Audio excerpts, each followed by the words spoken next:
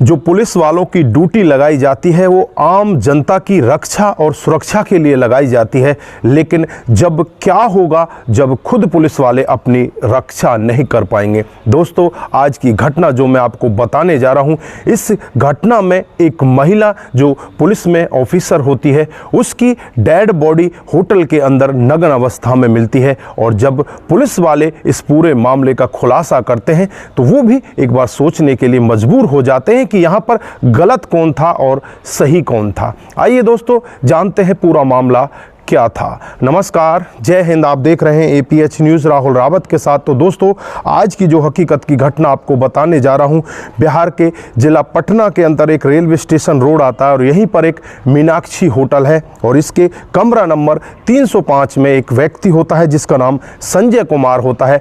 वो अब इस कमरा से निकलकर अपने घर जाने वाला होता है। तभी यहाँ के जो मैनेजर होते हैं जिनका नाम होता है विकास, उनको फ़ोन करता है और उनसे कहता है कि मैं कमरा छोड़कर जा रहा हूं, आप एक बार चेक कर लीजिए। फिर जो होटल का मैनेजर होता है खुद इसके कमरे में आता है और कमरे को देखने के बाद जैसे ही कमरा नंबर 303 की तरफ देखता है तो कमरा अंदर से खुला होता है। कमरे को खुला देखकर एकदम से उसे कुछ अटपटा लगता है और जैसे ही कमरे के अंदर जाकर देखता है उसकी आंखें फटी की फटी रह जाती हैं। वहाँ पर एक महिला जो मृत अवस्था में पड़ी होती है और जिसके शरीर पर एक भी कपड़ा नहीं होता, वहाँ पर सिंदूर भी फैला होता है। अब आनन फानन में ही जो मैनेजर होता है बहुत ही तेज़ी के साथ शोर मचाने लगता है, कहने लगता है कि होटल के अंदर बहुत बड़ा कांड हो गया है। उसके बाद पुलिस को वहाँ पर बुला लिया जाता है। पुलिस मौके पर पहुँच जाती है, डेड बॉडी को अपने कब्जे में लेती है और उसके बाद उसे पोस्टमार्टम के लिए भेज देती है। बाद पुलिस जांच पड़ताल में लग जाती है कि ये कमरा किसके नाम पर बुक हुआ है। तो पुलिस को पता चलता है कि ये गजेंद्र कुमार यादव के नाम पर बुक हुआ है, जिसकी उम्र 30 साल है, जो जहानाबाद के दमुआ का रहने वाला है। दोस्तों, जो यहाँ पर मृत अवस्था में पड़ी हुई है उसका नाम शोभा कुमारी, जो इसकी पत्नी है। अब तुरंत ही पुलिस एक्शन मोड में आती है और एक्शन मोड में आने के बाद जो गजेंद्र का गांव होता है उसका रुख करती है। यहाँ जाने के बाद जो इसके पिता होते हैं राम आशीष यादव, उनसे मुलाकात करती है। राम आशीष को बताया जाता है कि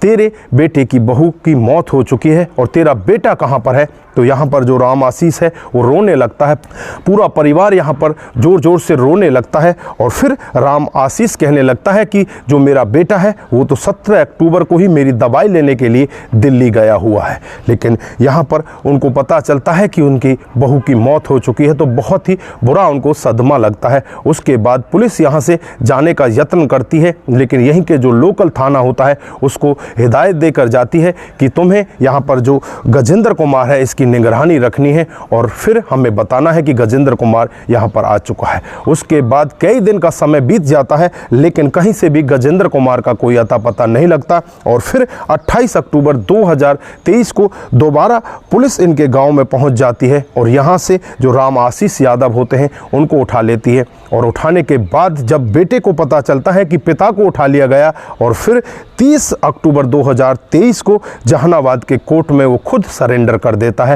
पुलिस को पता चलता है कि गजेंद्र ने कोर्ट में सरेंडर कर दिया है। फिर कोर्ट के जरिए ही पुलिस उसे अपने रिमांड पर लेती है और जब उससे बातचीत करती है और शोभा की मौत के बारे में पता करती है तो एक ऐसा सत्य वहां पर दिखाई देता है जिसे सुनकर हर कोई व्यक्ति दंग हो जाता है। गजेंद्र कुमार बताता है कि साहब वो बहुत ही गरीब घर में होता है, क्योंकि जो उसके पिता होते हैं वो एक चौकीदार का काम किया करते हैं।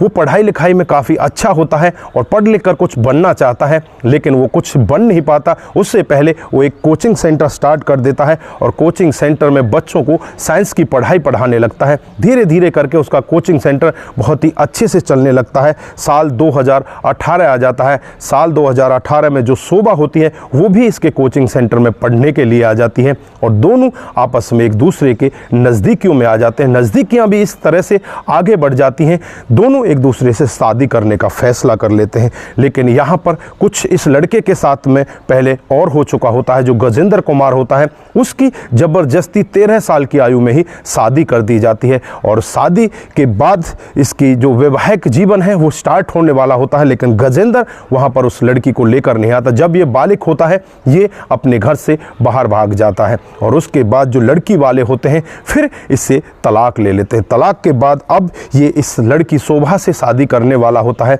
और फिर शोभा से शादी कर लेता है। शादी करके फिर ये अपने घर परिवार में रहने लगते हैं। लगभग शादी को 1 से 1.5 साल बीतता है, तभी इनके घर में एक नन्ही सी लड़की का जन्म होता है। उसके बाद धीरे धीरे इनका घर परिवार और आगे चलने लगता है। तो गजेंद्र होता है वो अपने आप को सरकारी नौकरी में लगाना चाहता है, लेकिन उसकी कोशिश नाकामयाब हो जाती है और उसके बाद उसे पता चलता है कि लेडीज कांस्टेबल की जगह बिहार पुलिस में निकली है। फिर वो अपनी पत्नी का फार्म भरता है और उसकी अच्छे से पढ़ाई करता है। कुछ दिन के बाद ही उसकी पत्नी का नंबर पुलिस में आ जाता है और फिर जो ट्रेनिंग होती है, ट्रेनिंग के लिए वो पटना चली जाती है। जैसे ही ट्रेनिंग के लिए वो पटना जाती है, पटना में वो ट्रेनिंग करने लगती है। वहीं पर एक लड़का होता है धीरज, जो एसएसबी की पढ़ाई कर रहा होता है, उसके साथ इसकी मुलाकात हो जाती है। मुलाकात भी इस तरह से आगे बढ़ने लगती है। वो अपने पति से भी एक बार किनारा करने लगती है, कई बार पति से मिलती, कई बार नहीं मिलती और कई बार उसका फ़ोन भी नहीं उठाया करती। और एक दिन का वाक़या होता है जब ये अपनी पत्नी से मिलने के लिए पटना जाता है तो वहाँ जाकर देखता है कि उसकी पत्नी तो किसी दूसरे लड़के के साथ बाइक पर बैठकर और चिपक कर उसके साथ जा रही है। जब ये पूरा वाक्य गजेंद्र देखता है तो मन ही मन ठान लेता है कि मुझे अब इसके साथ नहीं रहना है, इसे मौत के घाट उतारना है। और फिर अपने पिता की दवाई लेने के बहाने से 17 अक्टूबर 2023 को अपने घर से निकलता है और पिताजी से कहकर जाता है कि मैं दिल्ली दवाई लेने के लिए जा रहा हूँ। लेकिन वो दिल्ली नहीं जाता। 19 अक्टूबर 2023 को फिर वो पहुँच जाता है मीनाक्षी होटल में। वहाँ जाकर जो कमरा नंबर 303 है उसे बुक कर लेता है और उसमें 2 लोगों के नाम से बुक करता है, अपनी पत्नी के और अपने खुद के नाम से बुक करता है। फिर रात को 9 बजे अपनी पत्नी के पास फ़ोन करता है, उससे कहता है कि तुम यहाँ पर आ जाओ, मैं तुमसे मिलने के लिए आया हूँ, मैं इस कमरा नंबर में रुका हुआ हूँ। लेकिन पत्नी शोभा उसे आज मना कर देती है कि मैं आज नहीं आ सकती, मेरे पास बहुत ज़्यादा काम है, फिर मैं अगली सुबह तुम्हारे पास तुमसे मिलने के लिए आऊँगी। सुबह 8 बजे के करीब वो उससे मिलने के लिए उसी कमरा नंबर में पहुँच जाती है और वहाँ जाने के बाद जब पति पत्नी एक दूसरे की तरफ देखने लगते हैं तो पति देखता है कि पत्नी की मांग में सिंदूर नहीं भरा हुआ। वो अपने साथ सिंदूर की एक डिब्बी भी लेकर जाता है और कहता है कि तुम्हारी मांग में सिंदूर नहीं है और इस सिंदूर को अपनी मांग में लगा लो। लेकिन यहाँ पर पत्नी सिंदूर लगाने से मना कर देती है। आपस में कुछ खींचतानी होने लगती है जिसकी वजह से वो सिंदूर हाथ से छूट जाता है और ज़मीन पर गिर जाता है। पूरे कमरे के अंदर सिंदूर ही सिंदूर फैल जाता है। पति को बहुत ज़्यादा क्रोध आता है कि जिस सिंदूर को मैं लेकर आया इसने उसे ज़मीन पर गिरा दिया। ये अपने साथ पहले से ही तमंचा लेकर जाता है और इसके सीने पर लगाकर तमंचा से गोली चला देता है। दोस्तों वहीं पर जो पत्नी होती है उसकी मौत हो जाती है। फिर उसके बाद इसके कपड़ों को उतारता है, कपड़ों को उतारकर बेड पर रखता है और इसे वहीं पर नग्न अवस्था में छोड़कर करीब 9:30 बजे वहाँ से निकल जाता है और वहाँ से निकलकर चुपचाप ये दिल्ली के लिए फरार हो जाता है। दोस्तों जब पुलिस ये पूरा मामला सुन रही होती है तो पुलिस भी सोचने के लिए मजबूर हो जाती है कि यहाँ पर गलती किसकी है, क्या पति की गलती है या पत्नी की गलती है। फिलहाल के लिए उस पति को पुलिस ने गिरफ्तार कर लिया है, उसके खिलाफ तमाम धाराएं लगाकर उसे जेल के अंदर बंद कर दिया है। तो दोस्तों इस घटना के बारे में आप क्या सोचते हैं, आपकी क्या राय है, आप जो भी कहना चाहते हैं एक बार कमेंट बॉक्स में जरूर कहिएगा। दोस्तों आज के लिए बस इतना ही, फिर मिलते हैं किसी नए मोड के साथ। तब तक के लिए आप अपना ख्याल रखें, परिवार का ख्याल रखें, सतर्क रहें, सावधान रहें और ऐसे क्राइम को अपने आसपास ना होने दें। नमस्कार, जय हिंद,